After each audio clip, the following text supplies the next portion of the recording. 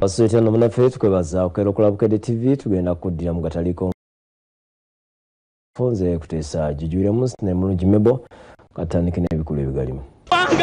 Ssaabanyala Beka Kimeza abuusa obufubo nga Baganda be bamutwala emisinde bakayanira bya busika. Baganda baffe fenna tuli omusaayi gwe gumu. Eyasazibwa obusajjiddwa mu kkooti n'akkiriza omusango. Ono leero balimu wayire nkaaga bayine baabonera okwo. Pulezidenti aguddeyo ku ly'eddagala ery'enkizi Nammanve. Fayiro ya Dr. Besigye etuuse wa Ssaabawabi wa gavumenti. Allow the technical people look through the files.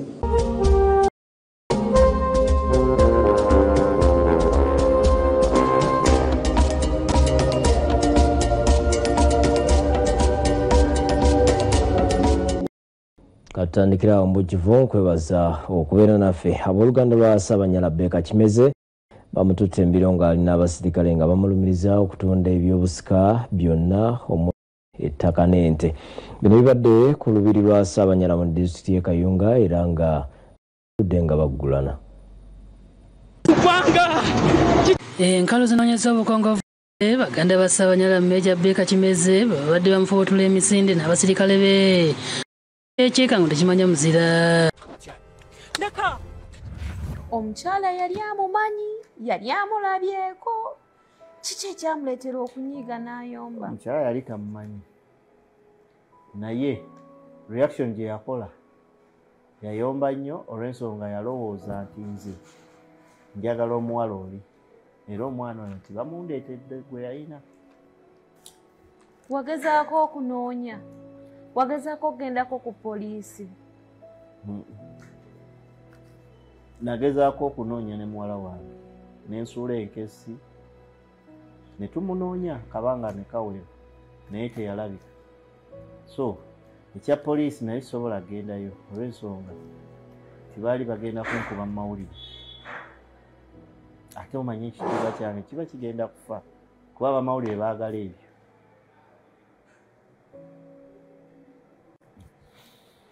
Kati tugenda kukola tutya? Mukyala we yagenda n'amabanja g'abakyala mangi. Twali twewola ssente mu kibiina nga yayewolayo miliyoni 15. Abakyala mbagambe ntya? Ssente zaabwe. Nze okulimba? Kikole ku lwange. Sisobola kulimba. Kikole ku lwange. Sisobola honorable kulimba. Mukyala Elizabeth. Ngeza n'empulira bino bye twogedde nze wannaawe. Mukyala wange yanoze mu bakyala abo abakkanisa. Ngenda kudiiringa naawe personally.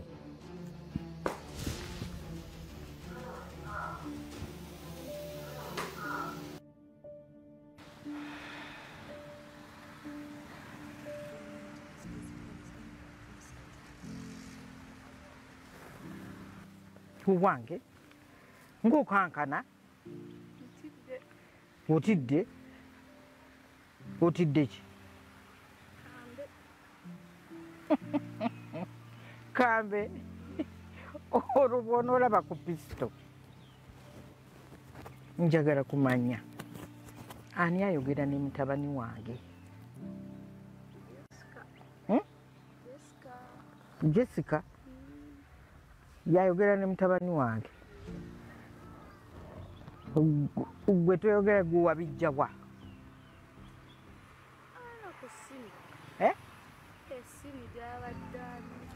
Esimu gy'abadde alina nga yeekola etya? Alina n'ebifaananyi. Alina abasajja bameka? Alina bangi? Gwe bamanyi otya?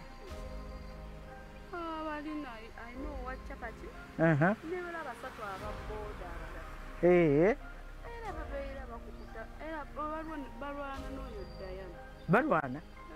Nga balwanira ki? Balwanira oyo omusajja wa capati.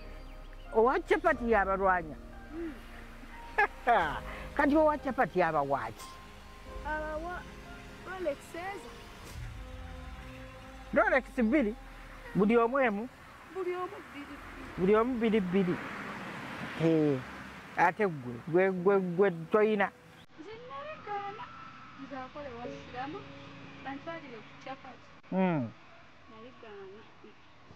gwe wabigaana naye nga ani nnyini simu ku bonna ya Jessica oyo omusajja wa Chapati yajemuwa genda omumpitire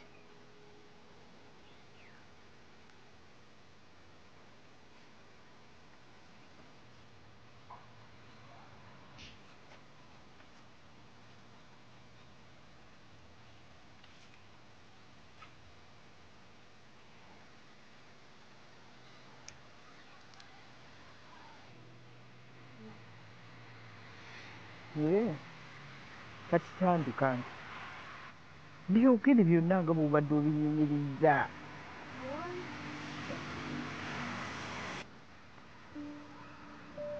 kuŋŋambye nti ani ayogera ne mutabani wange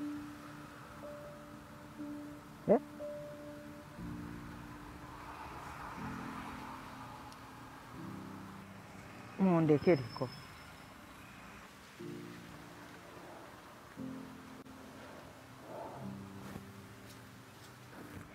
gweyogera ne mutabani wange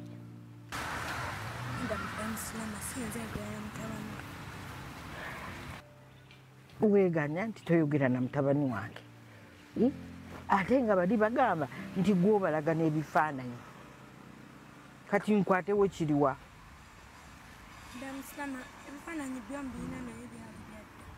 byadda kwata jamu password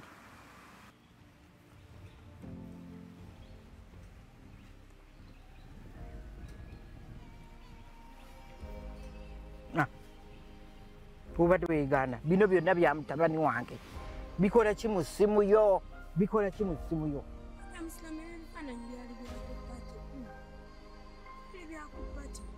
lwaki tewabisangulamu lwaki tewabisangulamu njagala kusigala nga ntunakoko ku muvubuka omulungi mu ssimu yange omuvubuka omulungi mu ssimu yo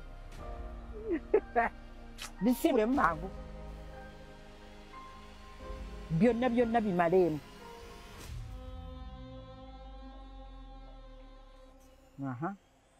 kati njagala kumanya bwe wali ojja wano twayogera ki ku by'essimu ne ku bikwatagana n'abasajja Madam Slama watugamba nga tujja wano tetukkirizibwa kwata amasimu gakwata bifaananyi n'amaloboozi amasimu gokka gatukkirizibwa mapeesa amasimu ga kapeesa kati eno wagijjawa Madam Slama eyo sisita wange yagingulira sisita we yagigulira Madam Slama bwewali ojja wano waŋŋamba oti twaŋŋamba nti tolina sisita wo nti yazuuka oluvannyuma bwe nali mbeera wano n'azuuka kati bwe yazuuka ko ye nti kakuwa smartphone naye nga byonna nno mbimanyi kwata essimu eno ogiddize nnyiniyo kuba nkuwadde chance emu bweti Jali yanga tuwalumpadde okugamba kyati byenna basanze Lady Slama ayomba nabo ogamba bano olwa Madam Slama ne kaneeno kashoti baho ebyo bye ŋŋamba maama kye baakakoze baakubye kali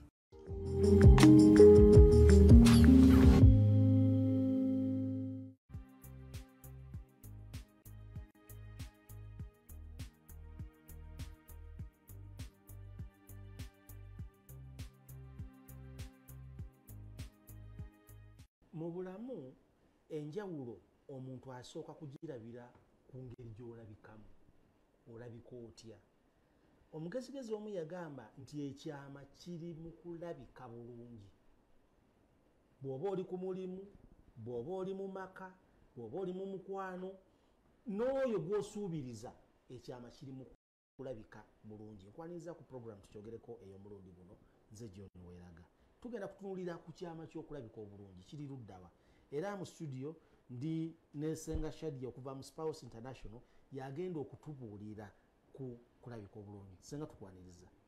kale Mr. Weraga. Soko tubuulire ku Spouse International. Spouse International esangibwa ku Mabirizi Complex, level 5, room 23. Abalabi baffe ababukedde TV mbalamusiza nnyo mwebalejje mutuusaako engalo. Nze Senga Shadia nga nvudde mu Spouse International. Nze okubabuulira ku products ze tukola mu Spouse International ze tuyina omuntu z'okozesa ne tulabika bulungi. Mukola ki mu Spouse International? Spouse International. Ekituufu ddala mukola ki? Spouse International. Tulina products zaffe ezizza omuntu obujja n'alabika bulungi. Kuba omuntu bw'olabika bulungi, buli woyita wonna buli muntu yenna agamba kyekyo. Buli wolabika obulungi n'omuntu era atunayo omulundi gumu n'agamba kyekyo. Omulekamu effumu, omuleka akulowoozaako. Yes, omuleka akulowoozaako n'agamba owaayi akanzire era mutunuleko before you know nga kyayagala nakyakikuwa. Asooka n'asiima wano nga mutambula n'asiima kafeesi n'asiima n'ogenda okulaba ng'akyuka atunule ate ng'alina ekirala kyalowooza. So Spouse International zezo products zaffe ze tubatuusaako ne tusobola okubeera nga tusobola abantu abalala batutunuulira balina kye batulowoolezaamu era ne tuyitawo. Ekyama kiri mu kulabika bulungi. Biki ebikola okulabika obulungi? Kiki oba otegeeza? Okulabika obulungi tulina okulongoosa olususu. Era abasinga obungi ndowooza bandaba. Kubanga oli eri mu kusooka ng'ate nakagirawe batyo okujja. Naye products zammwe naawe z'okozesaako? Nange ze nkozesaako bulungi nnyo era kyova olaba nti kwe kulabika obulungi kuneeno kondabako. Ogambe mulimu okulongoosa olususu? Tulongoosa olususu. Zikola ku mubiri, tusobola okubeera nga twongeza ku mubiri. Okulongoosa omubiri. Ne tulongoosa omubiri, tusobola okubeera nga tukendeezaako ku mubiri, tusobola okuba nga tukola ne ku nviiri. Ndowooza akaviiri kange bakalaba bulungi. Ekyo kyakusatu, nviiri.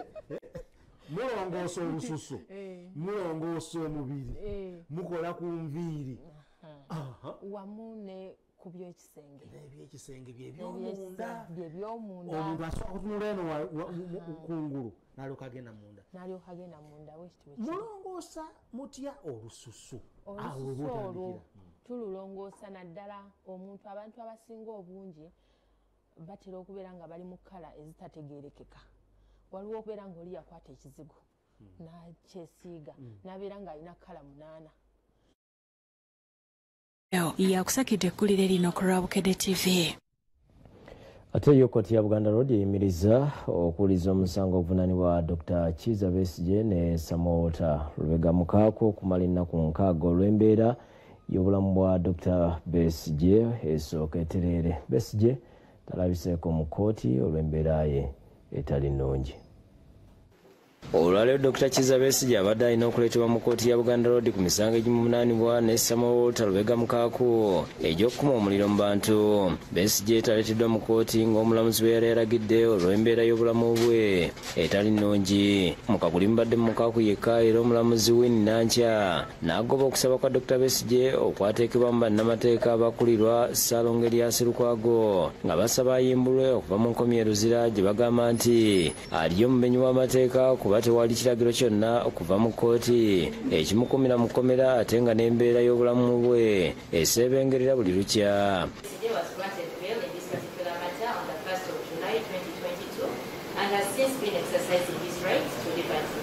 Secondly, the human rights violations raised were not committed within this court and or within its jurisdiction. The application made by the defense counsel in this court is hereby dismissed, the same having been improperly made before this court. Omulamuzi ayongeddeko nga Dr. Besigye okusaba okw'ekikula kye kimu bwe yakukoledda mu kkooti enkulu nga singa akontana ne kkooti eno kyandiviirako obuzibu. Ategeeza nti omusango oguvunaanibwa Besigye ku kkooti eno yaweebwa dda okweyimirirwa nga n'ebikolwa ebityoboola eddembe byemulugunyaako tebiri mu kkooti eno. Bw'atyo omulamuzi ayimirizza emisango egimuvunaanibwa ne Mukaako okumala ennaku 6 asobole okufunamu olungubanguba.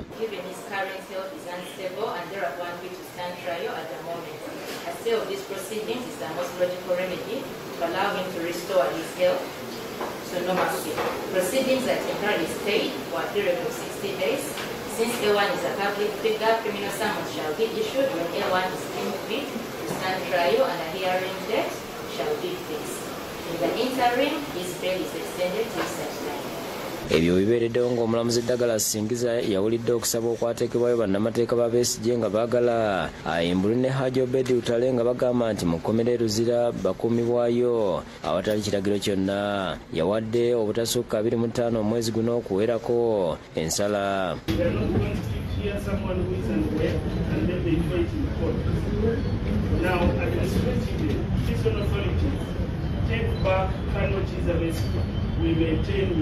Oluvannyuma lwa kkooti bannamateeka ba Besigye nga bakulembeddwa mu Lukwago bagambye nti kino ekikoleddwa bagezaako okubajja ku mulamwa. The Supreme Court.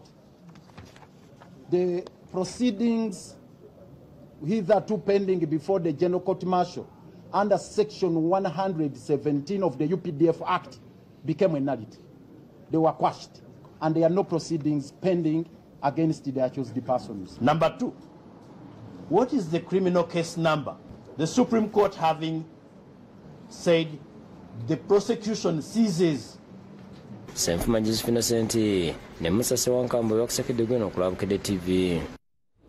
Ubufu bwa gavumenti ekakasiza bakanga fayiro zonna ezibadde mu kkooti y'amagye bwe zaatwaliddwa wasaba wa gavumenti okuzeetegereza omulene ya Kano Dr. Kiza Besigye ne Haji Obed Lutale. Kididde abaka okusimba Nakakongo nga baagala gavumenti nnyole waweetuuse ku ky'okuvunaana Besigye mu kkooti eza bulijjo. Mu lutulo lwa palamenti olwaleero ababaka basitudde butenkundi okubanja gavumenti ebeeko kyekolawo ku nsonga za retired Colonel Dr. Kiza Besigye alemedde mu kkomera yadde ng'embeera gy'alimu si nnungi. Basooke bataase obulamu byonna emisango gyonna gye bamuteeseko ebyo bijja kujja after. It is very upset to see somebody who is almost at the dying point at that level. And then you can't even allow yourself to drink a water. No, you can't. Bagamba nti wadde nga yaleeteddwa mu kkooti eggulo baabadde baagala atwalibwe mu kkooti eza bulijjo bulambalamba nga kkooti ensukulumu bwe yalagira. Dr. Besigye appeared yesterday in court on another issue, and it was on an application made by his lawyers about a different thing. As we speak now, Madam Speaker, Dr. Besigye has not been charged or arraigned before any court, as we Parliament had intended.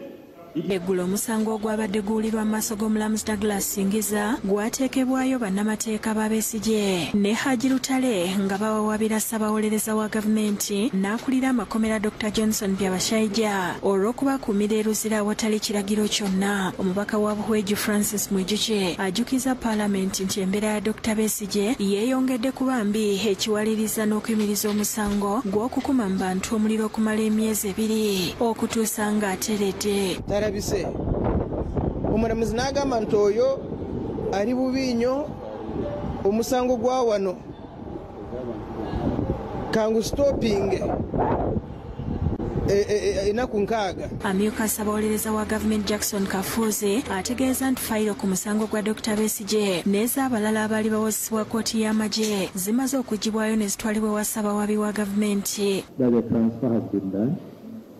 Now, I humbly request that you allow the technical people look through the files and advise on the next step of action. Wabula Speaker Monga aweze nti si wakuva ku nsonga eno nga wakugirondoola okutuusa nga Besigye afunye obwenkanya n'obujjanjabi obusaanidde. Can we urge the lawyers of Dr. Besigye to make a follow-up on this matter, and I will make a follow-up also myself. Mu ngeri y'emu Paalamenti ewadde gavumenti okutuusa ku Lwokubiri lwa wiiki ejja ennyonnyole ku bantu abaze bawambibwa ne batatwalibwa mu kkooti. Ensonga eno eyanjuddwa akulira oludda olw'obula gavumenti Joe Ssennyonyi era aliko olukalala lw'abantu 7 bannakibiina ky'NUP okuli ne Ssaabakunzi Fred Nyanzi bagambibwa okuba nga baabuzibwawo ab'ebyokwerinda.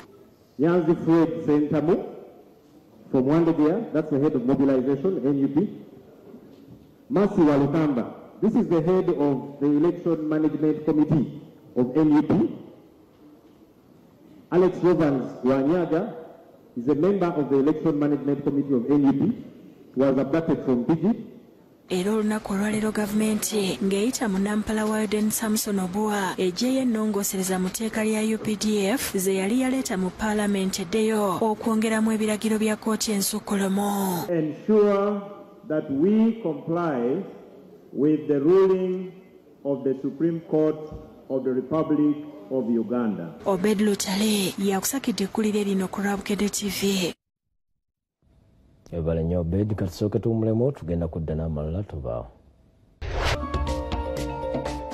Kulika y'omu okumulamu okwo mu kataliko nfuufu amalala, minisita w'ebyenjigiriza eby'amatendekero aga waggulu Dr. Jesse Muyingo asiimye omutindo ogwolesebwa ba banka ya South Zirobwe n'abeebaza okutereka obulungi ssente z'abeegasi. Asuubiza okwongera okugula emigabo 100.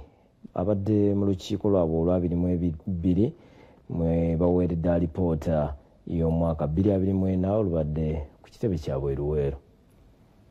Abatereka mu banka ya Share and Opportunity Zirobwe Cooperative Savings and Credit Society Limited South Zirobwe abakulembeze n'abajagaliza ebirungi enkoko bagikuttemmwa okwetaba mu lukiiko olw'omulundi ogwa 22 olw'omwaka 2024 mwe baweeredde alipoota ku ngeri emirimu gye gyatambuzibwamu.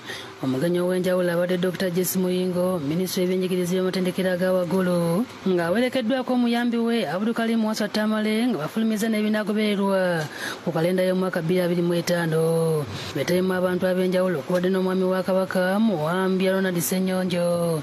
Ssentebe wa Board of Directors Stephen Mbazira Kirabo ayogedde engeri gye baatandika mu mwaka gwa 2023 era nga bammemba beeyongedde obungi ekiraga nti abantu babakkiririzaamu olw'obwesimbu bweboolesa. Era kati we tutuuse nga tuweza bammemba abasukka mu 2,000. Ayogedde ebituukiddwako ne bagenda okukola omwaka guno omulina okuzimba ettabi eddala ebusiika. Tusobodde okufuna ekifo gye tugenda ozimba ekifo ewali ettabi lyaffe eryokubiri ebusiika ate ne ekikyusa. General Manager Rita Nancy Tusebutinde asimye bammemba abatereka obulungi kyokka n'akukulumira abeewola ne batazambudde ne yeebaza ne gavumenti olw'okubawa omwagaanya okuweereza bannansi. Twebaza gavumenti olw'okututeerawo embeera etusobozesezza okukola obulungi ate era mu ngeri y'emu twasobola okufuna tractor okuva mu Microfinance Support Center. Ayogedde engeri omuntu gy'aganyulwamu nga yeegase ku South Zirobwe ng'obulamu bwe tebusigala kyekimu. Looni ey'obulimi eno memba bw'otwala ssente zino osasula ng'omaze kukungula. Ate looni eno ena insurance jangu tukuwe fees ku ssente entono ate mu bwangu. Tuyina looni eya bodaboda, tuyina looni eya bizinensi, tuyina looni ez'abakyala saba gavumenti etuyambe South Zirobwe tufune ku ssente za Grow Project kuba abakyala tuyina bangi. Ye Tamala ayogedde engeri South Zirobwe gyekulaakulanyizaamu abantu. Mwebale nnyo mwebale ddala okulambika obulungi ate n'okunyweza enkola ya wano. Ekisinga okutta ebintu butabeera na nkola ntuufu. Minisita Muyingo nga naye mmemba mu South Zirobwe akalaatidde bannayuganda okuyiga okutereka ate bonna batereke mu ssawo olw'obwesimbu bwe balina nga wakwongera okugula emigabo 10. Njagala banguzeeyo olwaleero emigabo 10. Sente tuziteeke mu South Zirobwe ate South Zirobwe atukulaakulanye. Abasiimye olw'okussaawo enkola ewola abayizi okufuna obukugu n'abasaba bagulewo amatabi amaala okwetooloola eggwanga. Twebaza omukyala Rita ne ttiimu ye olw'okuba nti bantu balungi mulimu gwabwe bakwagala ate balina obuntu bulamu bagiridde ffe tugaggawaza naye tebajja kutusaamu bugagga nga situna bye tukola. Ayongedde okujjukiza banna ba Munaanika bamulabira eddala mu kalulu aka 2026. Bannange bantu b'ensiro nange nnyina kwesimbawo. Oluvannyuma minisita Muyingo atongoza tractor y'ebyobulimi n'akwasa General Manager Nansitu ebisumuluzo byayo. Ebaza nnyo ssawo gifunyemu ebibanja luli twatambulanga nga tugendawo obulenzi okufuna omusaala naye kati ojja buzi kuba balina agency banking. Natandika nvuga bodaboda nga ya mugagga naye saawa yakati saawa zewe yaleeta bodaboda project wazeewo okugaba ebirabo eri bammemba bakize ku bannaabwe yawayizaaka akulira ebyokuwola mu South Zirobwe ayogedde ebyetaagisa okubeegattako. South Zirobwe okwegatta ku banka eno kikwetaagisa emitwalo 3 gyokka n'endagamuntu yo okufuuka memba, era bw'oba omaze okufuuka memba oganyula mu mpeereza zaffe zonna. Banka eno erina amatabi ag'enjawulo e Zirobwe, Busiika, Kikyusa n'Awatuleti y'e Sekamuli. Maria Nantumbwe yakusakidde eggulire eno ku Lwabukedde TV. Ate mu kanyomero k'omukenkufu leero akwongedde pulojekiti endala 5 ezisayinza kuleka kyekimu mu mwaka guno nga zikwata ku bya bulimi. Zino kati pulojekiti 10 kweza 20 zagenda okusunsulira.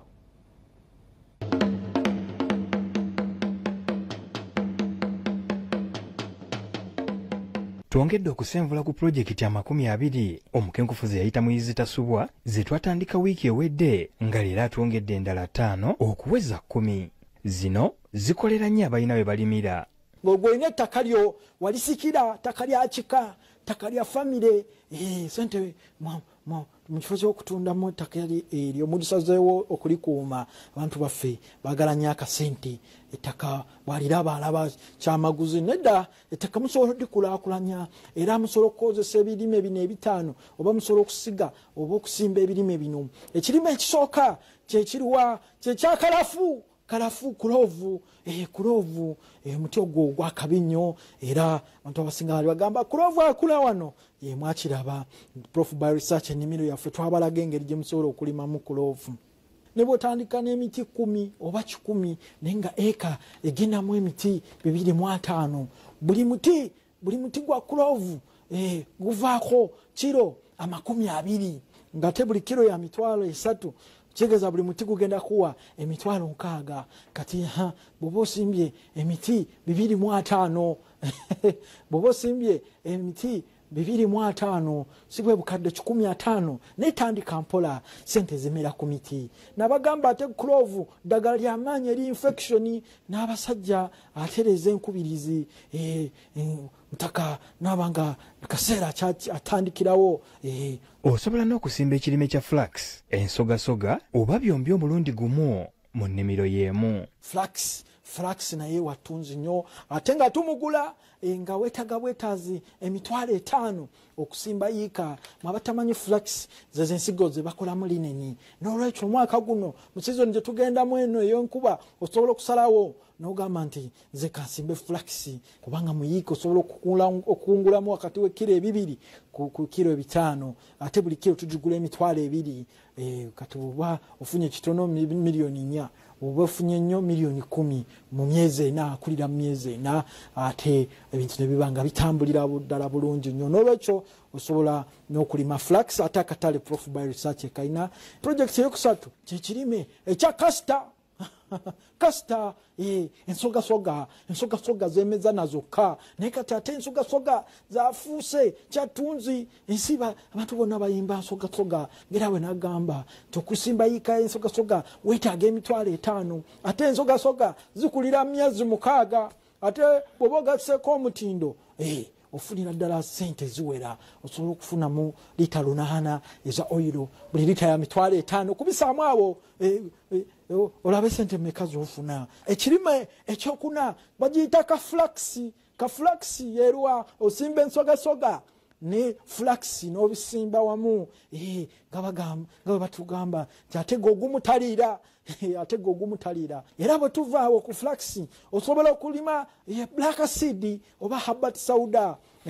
Nabbi Muhammadi yagamba nti black seed ajanjaba endwadde zonna okujjako okufa n'obukadde. Ekyo kikulu nnyo. Ensigo ezo zatunzi nnyo mu Bawalabu era buli Muwalabu amamirira ensigo ezo za black seed ku kyokulya kye kubanga ddagala mulimu quinine ate nga black seed oba habat sauda akola nga immune booster. N'olwekyo ensigo ezirinemu ku luhani ekitiibwa hadisi namba tosobola kuzibuusa maaso. Abantu bali bagamba black seed akulawo wano akulawo bulungi nnyo era Prof by research tuze nga tubalaga ennima ya black seed. N'olwekyo ensigo zino nazo weetaaga capital wa mitwalo 5 ng'otandika kulima.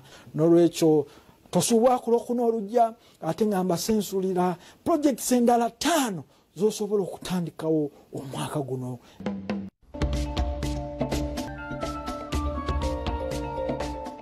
Kulikayo mu kumulamu okwo bwe tweyongerayo n'amalala Uganda Muslim Supreme Council olwaleero bafulumiza ebyava mu bibuuzo by'obusiraamu ebya senior 4 ne senior 6 idadi ne thanawi 2 nga essomero lya Ibn Hamis Islamic Secondary School Kigogwa Matugga wa Kiso lizeemu okwetika gannaago mu ggwanga. Ekitongole ekiteeka n'okufulumya ebigezo by'obusiraamu mu ggwanga ekya Idadi Thanawe Examination Board Uganda bafulumiza ebyavudde ebigezo ebyobusiraamu ebya siniya ey'okutandira 6 ebyatulibwa omwaka oguwedde.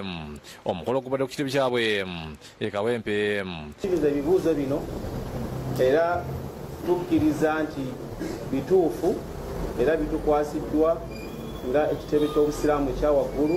Ebigezo n'essomero lya Ibn Hamis Islamic Secondary School Kigogwa Matugga basize mu ggwanga era ng'abayizi tubasanze bali mu kujaganya oluvannyuma lw'okumanya bwe baakoze.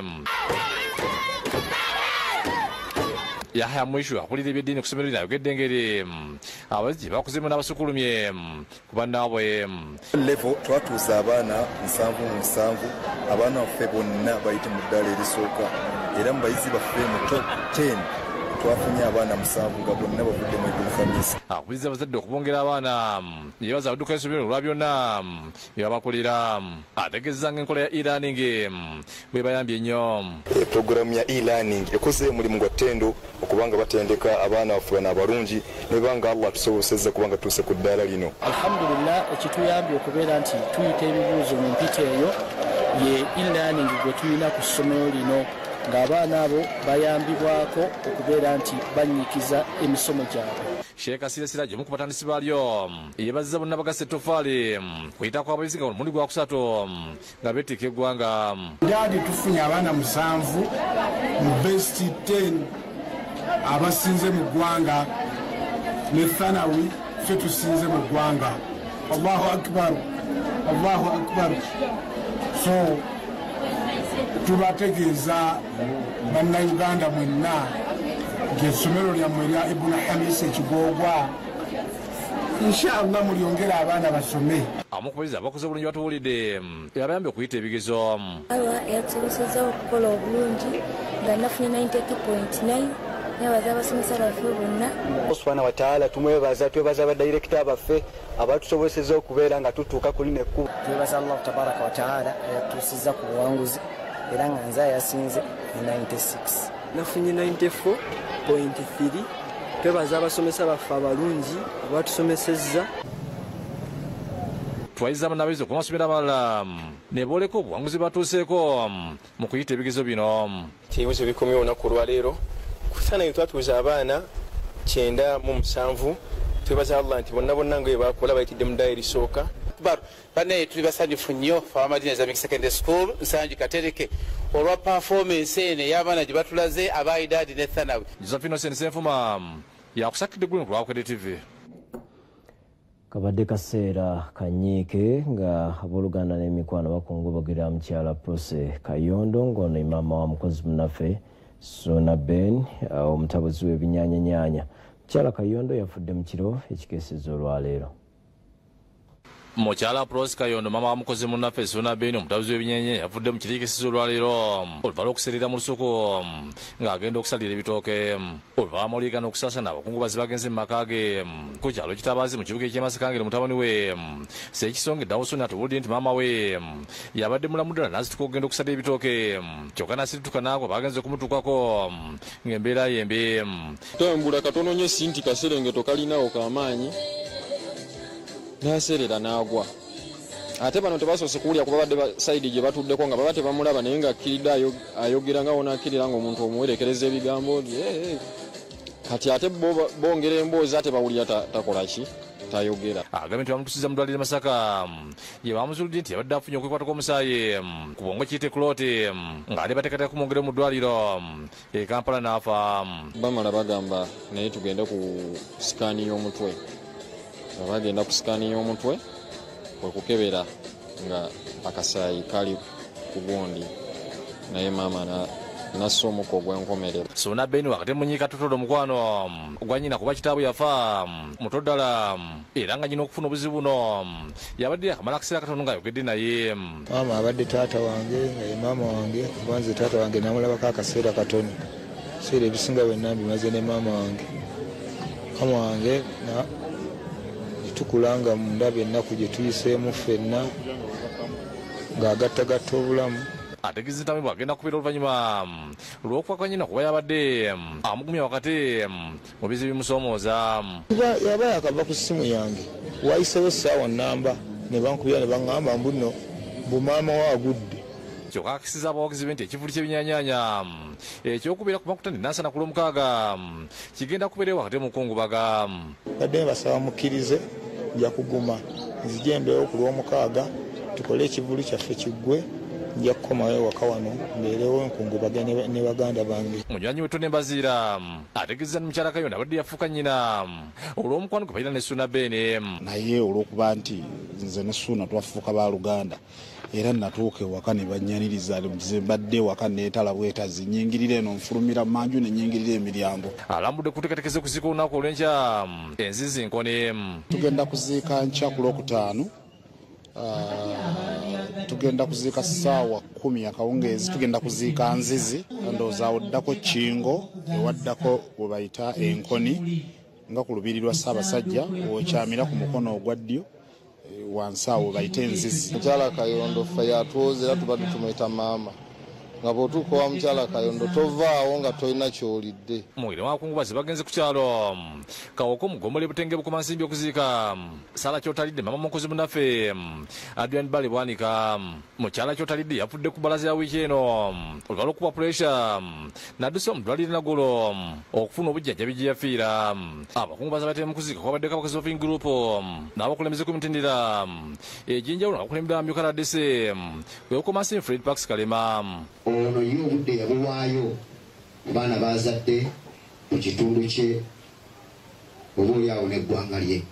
Tubasaba abazadde abali wano okuddamu okujjukira nti obuvunaanyizibwa obw'okulera abaana bammwe obw'okubateekateeka okubafaako bammwe. Justin Nakireni ku lw'abakozi abakulembera Adrian Bale Bwanika asira abazadde okuyigira ku mugenzi Kyotalidde ebirungi byakoze mu nsi.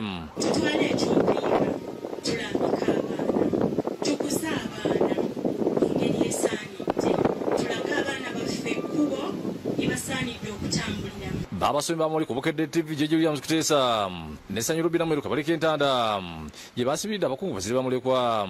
Twagalane ebyensi bireme kutumalamu nnyo. Tuwulidde maama nga baga nti yabadde ayiwawo omubiri ku lwa buli muntu nga ye yeesembyayo naye ennaku zino ensi we tugyonoonedde nti twagala nnyo okwesosowaza. Adrian Bale Bwanika alina okwagala okw'enjawulo ku mulimu ewaffe. Abantu bwe babeera n'ebizibu n'essanyu yakulemberamu okulinnyira banno mu bigere n'okubeerawo. Bamulekwa nga kulemeddwamu Jessica Ndagire ne Adrian Bale Bwanika bategeeza nga baviiriddwa ku mukwano gwabwe ennyo era nga bakumusubwa. Nze situwa nti maama wange afudde alina omulabe ku musigo. Maama wange ye muntu abadde asikiriza buli muntu ayamba buli muntu ate nga ye muntu atakusiika busubu ku muntu ne bw'oli mukola ekibi ekiringa ettalo maama wange tasobola kukunyigira ppanga. Teri lunaku ne maama wange we lwayinzibwa nga nenyenda okwebaka nga tampeereza good night nga tampeereza Saara. Era wiiki eyo we nayogerawo neebuuza naye maama leero nga tampadde eki tampeereza Saara nga ndaba ennaku ziweze 3. Okusabira omugenzi kulemeddwa Pastor James Sige akubiriza abantu okwekwasa Katonda n'okwagala abantu bannaabwe. Naye agambye obutuukirivu butuweebwa lwa kukkiriza Yesu. Jacinta Bwanika ne Fiona Nanyobe bakusakidde eggulu eno ba Bukedde TV.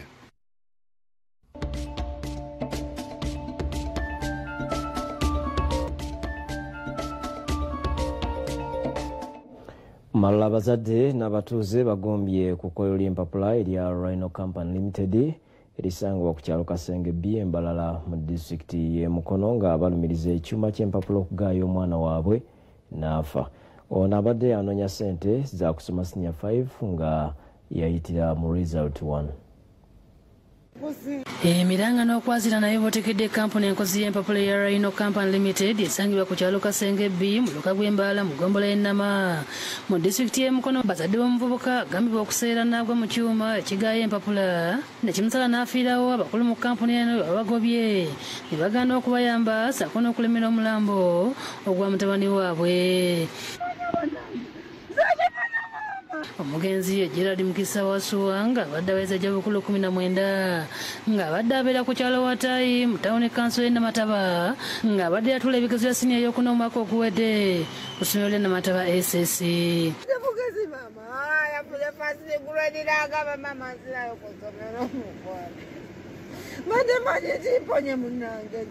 Kigambibwa nti ekyuma kyamulidde olunaku olw'eggulo ku ssaawa nga 5 ez'okumakya bwe yabadde akola. Nalongo Anet Nakachuwa nnyina w'omugenzi agamba nti yakoma okulaba mutabani we ku Sande ng'okufa abadde anoonya ssente zimwongereyo ku siniya ey'okutaano kubanga yayitidde mu rizaati 1 ng'essuubi lyonna limubadde mu mutabani we ono. Essuubi lyange libadde mwana wange. Ayogedde engeri abakulu mu kampuni gye bagobyemu baganda b'omugenzi ne babategeeza nga babadde baagala abazadde kyokka kibabuuseeko ate bwe bazze nabo ne babagoba n'omulambo tebannagulabako. Kyo twazze bakikubidde essaawa nga 5 era ngamba omwana afudde ekyuma kyamulidde. Barnabas Mukwaya kitaawe w'omugenzi annyonnyodde engeri gye yafunyewo amawulire ag'okufa kwa mutabani we n'embeera gye balimu essaawa eno nga n'abakulu mu kampuni ssente zibabawa okutwala omulambo Emityana okuziika ntono ddala. Milioni nga 7 naye kati bo baga kutwala milioni mekanya weyabayo kitakola kikonga tulina okutwala omulambo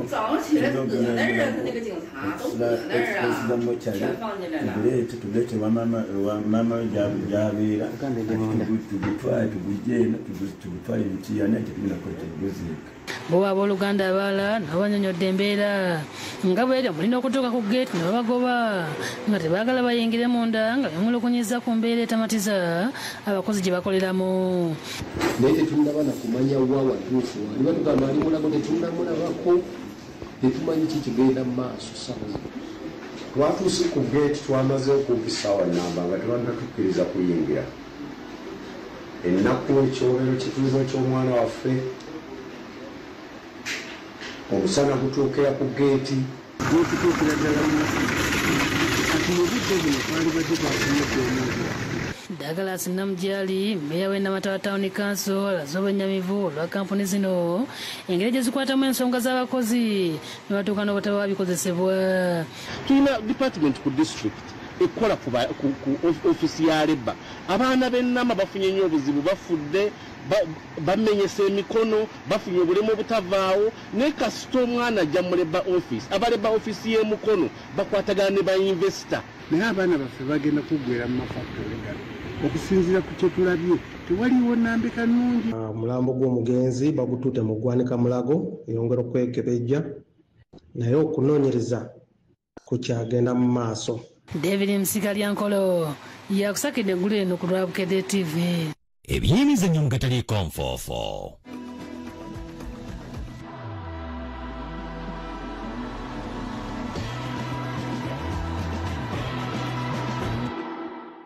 Mu gemizannyo ttiimu y'eggwanga ey'abakyala ey'omupiira ogw'ebigere ya Crested Cranes esuze bulindaala okwambalagana ne Ethiopia mu mpaka za Afrika ez'okusunsulamu.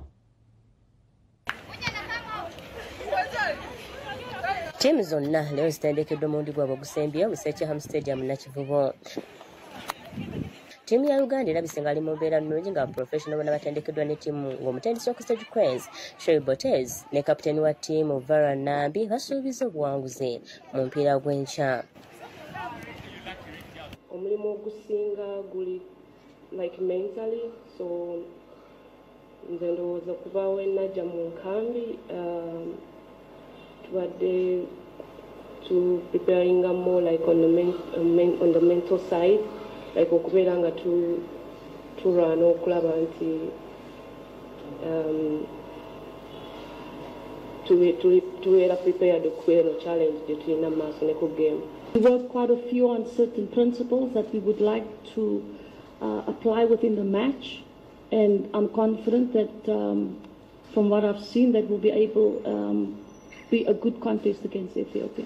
Ye ttiimu ya Ethiopia nga yaduumiddwa kapiteeni waabwe Rosa Abela agamba nti bakibye buwanguzi basobola okutangaza emikisa gyabwe okwesogga oluzannya oluddako. Our team is currently good, and the team combination, the team spirit, and the mentality to win tomorrow's game is great. So we will do our best because this is the national team game, and this is we want to win this game. Guno mpira gwa luzannya lusooka nga gwa ssaawa 10 ez'olweggulo mu Secham Stadium e Nakivubo ng'ayitawo wakati wa Uganda ne Ethiopia wakusisinkana n'ayitawo wakati wa Tanzania ne Equatorial Guinea mu Oktoba omwaka guno.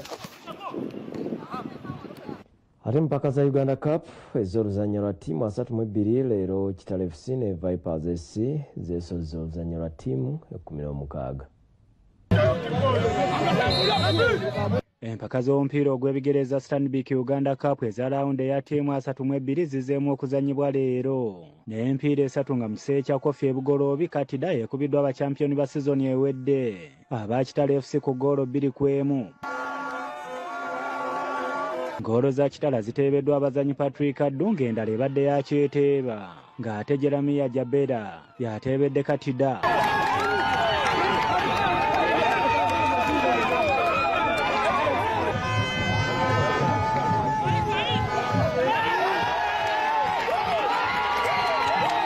Twabagambye game egenda kuba tough kusaidia kuba eyo tiimu yemu tiimu ekunganya abasambi abata abalungi olumu kuva mu masaza mu kye mu Kampala badde nagiraba nga tiimu erina abasambi abalungi. Ekituufu kiri nti nze ndi mumativu ne tiimu yange okusinziirako poletibwa tuba tusamba tukoze buli kimu tusambye omupiira namwe ndowooza mugulabye omupiira gubadde mulungi gubadde gunyuma. Ekitende bannyinimu aba Vipers nabo beesozza oluzannya olwa ttiimu 16 nga bakubye Embalala City FC ku ggoolo 2 ku bwereere eza Yunusu Sentamu n'Alan Okero.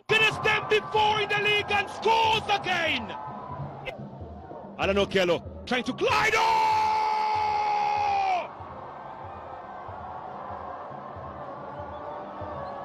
This boy is a star!